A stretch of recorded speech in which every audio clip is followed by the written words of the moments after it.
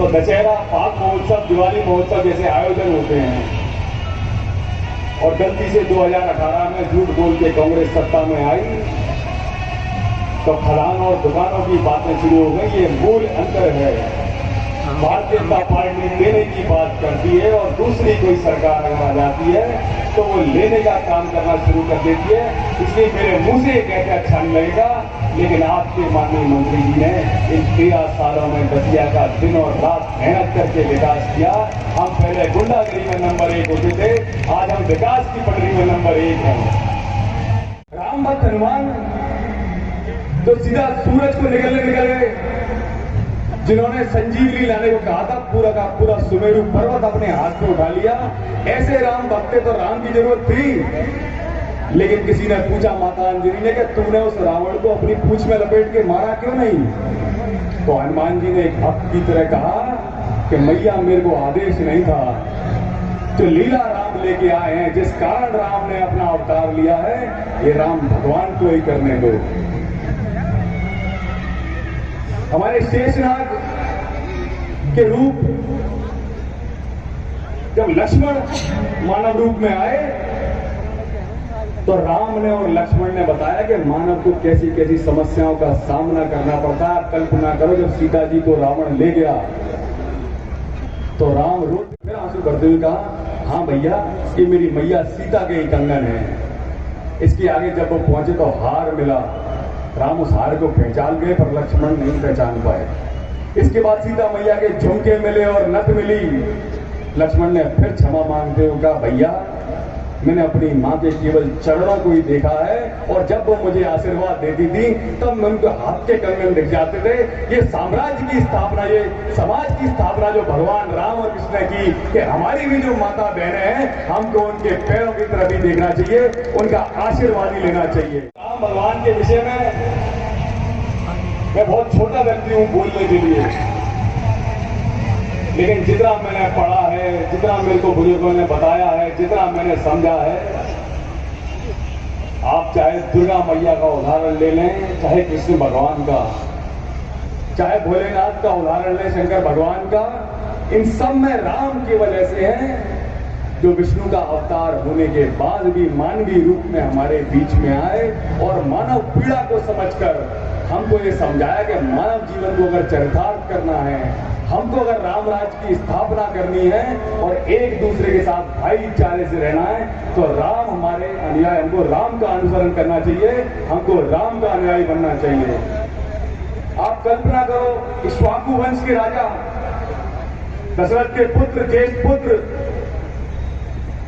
जब उनसे कहा, मंत्रा की बातों में आके कैकेयी ने वचन हरवा लिया, तो कौशल्या मां से उन्होंने क्या कहा, ये नहीं कहा कि मेरे को वनवास जाना है या मेरे को वनवास भेज दिया गया। भगवान राम मां के पास आके बोले कि पिता देहि मोहे कानन राजू, कि मां पिता ने मेरे को पूरे के पूरे जंगल का साम्राज्य दे दिया है। ये अयोध्या उनको लगती थी कि मेरे हिसाब से छोटी है, इसलिए उन्होंने कहा है कि पूरे देश में भ्रमण कर और पूरे देश में राज कर। और जैसा कि कुमार विश्वास भी कहते थे कि राम बन गए तो बन गए, कि राम रावण को हराने में सक्षम नहीं थे। हमको राम की तो जरूरत ही नहीं पड़ने वाली थी। आपको याद होगा वो स्वयंवर जिसमें एक धनुष रखा रहता था जिसका नाम पिनाक था, माता सीता ने उसको सफाई करते में एक हाथ से उठा के दूसरी जगह पर रख दिया था। हमको राम की जरूरत नहीं थी, इस देश को, इस विश्व को राम लीला की जरूरत थी।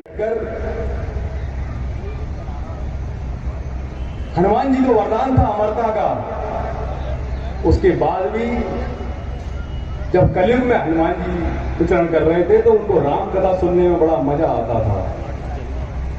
आप यूं समझ लो कि जैसे दतिया में कोई राम कथा करता हो, हनुमान जी रोज जाके कंबल ओढ़ के उसकी कथा सुनने लग जाते थे। वो अच्छी कथा करता था, हनुमान जी की आंखों में आंसू आते थे, पूरे 10 हनुमान जी के देखे हुए थे। लेकिन जब वो अशोक वाटिका का वर्णन करने लगा तो बोला वहां पर फूल सफेद थे। हनुमान जी ने कहा नहीं, मैं वहां गया था, वहां पर फूल लाल थे, मैंने लाल फूल देखे हैं। बोले अब झगड़ा शुरू हो गया। बोले तू कौन है भैया, तूने कैसे देखे? तो हनुमान जी ने अपना विराट रूप दिखाया, सभी नतमस्तक हुए, लेकिन वो कथा कहने वाला नहीं माना, बोले फूल तो सफेद ही थे, कथा मैं कह रहा हूं। हनुमान जी ने उसको अपने कंधे पे बिठाला और सीधे ले गया बैकुंठ धाम। और माता सीता के चरणों में पैर रख के बोला, माता आप ही इसका निराकरण कर सकती हो, अशोक वाटिका में केवल आप ही थी। ये अपनी कहानी गलत बताता है, रामायण के बारे में गलत बताता है। ये बार बार कहता है कि फूल सफेद थे, मैंने अपनी आंख से फूल देखे हैं, फूल लाल थे। आप माता सीता की बात सुनिएगा और मैं कह रहा हूं इसका अनुसरण भी करिएगा। माता सीता ने हनुमान से कहा कि पुत्र, फूल वहां पर सफेद ही थे, पर तूने मेरी जो दशा देखी और तेरे को जो क्रोध आया कि अगर राम भगवान को आने में देरी है तो मैं ही क्यों नहीं सीता मैया को ले जाऊं, इसलिए तेरी आंखें क्रोध से लाल थी और वो फूल तेरे को लाल दिखाई दे रहे थे। हमको भी ये देखना है कि हम जिसको जिस दृष्टि से देखें उसको उस नजर से देखें जो पावन हो, उस नजर से किसी को हे नजर से ना देखें। और रावण की आखिरी बात कह के मैं आप सबको, कार्यक्रम में देरी हो रही है, राम लिख के तैराना शुरू किया, बहुत मजाकिया लहजे में कह रहा हूं। तो रावण की सेना में हड़कंप मच गया, बोले कोई माया भी आ गए हैं, पत्थर पे नाम लिख देते हैं और पत्थर तैरता है और 100 योजन का पुल बनाने की तैयारी है। सारे राक्षस घबराए रावण के पास पहुंचे। तो रावण ने कहा इसमें कौन सी बड़ी बात है, ये तो मैं भी कर सकता हूं। रावण ने एक पत्थर पर रावण लिखा, उस पत्थर को ऐसे माथे पे लगाया, कुछ मंत्र उच्चारण किया और वो पत्थर तैरने लगा। अब राक्षस सेना में थोड़ा जोश आया, लेकिन मंदोदरी समझती थी ये मायावी है, इसने कुछ किया है। तो मंदोदरी ने पूछा सच सच बताओ क्या किया। तो रावण ने बोला मैंने उस पत्थर पे रावण लिखा और ऐसे जब उसको अपने माथे पे लगाया तो उस पत्थर से बोला कि तेरे को राम की सौगंध है, तेरे को तैरना पड़ेगा। तो मैं आप सबको बधाई देता हूं कि पिछले साल हमारी 500 साल की तपस्या पूरी हुई और प्रधानमंत्री नरेंद्र मोदी ने हमारे रामलला जो 500 साल से टेंट में विराजे थे, उनके भव्य राम मंदिर का निर्माण अब शुरू होने जा रहा है। वो कहते थे पहले के मंदिर वहीं बनाएंगे, लेकिन तारीख नहीं बताएंगे। हमने तारीख बना दिया है और मंदिर का भव्य निर्माण शुरू हो गया है। मैं भगवान राम से प्रार्थना करूंगा कि आप और मैं सब पूरे गाजे बाजे के साथ भव्य मंदिर के दर्शन करने अयोध्या जी जाएंगे।